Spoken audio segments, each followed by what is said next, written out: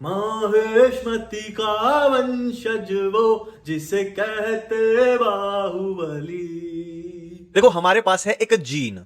Gene क्या होता है? जीन असल में डीएनए ही तो होता है। और डीएनए की क्या होती है? दो स्ट्रैंड होती हैं। लो, एक स्ट्रैंड हमने ये बना ली जो कि 3 डैश से 5 डैश है, और दूसरी स्टैंड ये बना ली। जाहिर सी बात है वो वाली कैसे होगी? 5 डैश से 3 डैश। अब ट्रांसक्रिप्शन में होना क्या है? ट्रांसक्रिप्शन में डीएनए से क्या बनता है?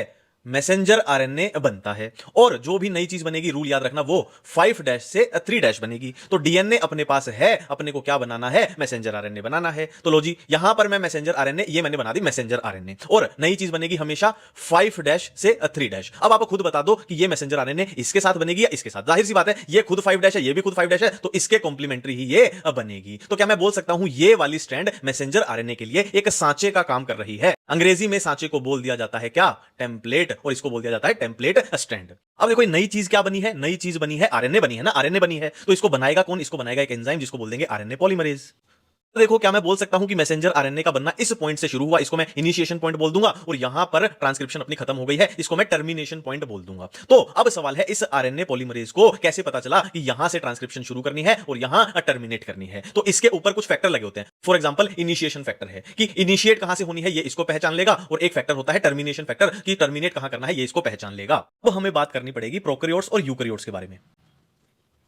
तो प्रोकैरियोट के केस में इस फैक्टर को सिग्मा फैक्टर बोलते हैं और इस फैक्टर को रो फैक्टर बोलते हैं। और यूकैरियोट्स में इन फैक्टर्स के अलग से नाम एनसीईआरटी में दिए ही नहीं गए हैं। ठीक है, अब बात करते हैं। देखो मैसेंजर आरएनए बन गई प्रोकैरियोट की, ये बन गई प्रोकैरियोट की मैसेंजर आरएनए। ठीक है, अब प्रोकैरियोट में फॉर एग्जांपल बैक्टीरिया है, उनका इतना कम लाइफ साइकिल है कि चीजें जल्दी जल्दी चलेंगी, जल्दी जल्दी चलेंगी। मतलब इस मैसेंजर आरएनए को प्रोटेक्शन की कोई जरूरत नहीं है। इधर यूकैरियोट्स की बात करें तो इधर आरएनए कुछ अलग तरीके की बनती है। ठीक है, जिसमें इंट्रोन भी होंगे और एक्सोन भी होंगे। मैं दो तरीके की चीजें यहां बनाने की कोशिश कर रहा हूं।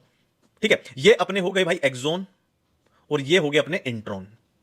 अब इस मैसेंजर आरएनए में दो तरीके की चीजें हैं, एक्सोन और इंट्रोन, इसीलिए इसको बोल दिया जाता है क्या?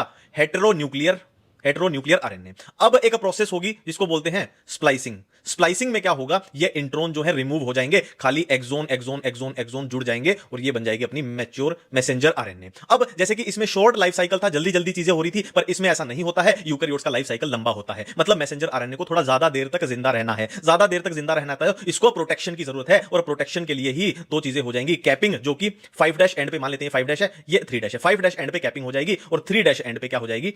टेलिंग हो जाएगी। थैंक यू, धन्यवाद।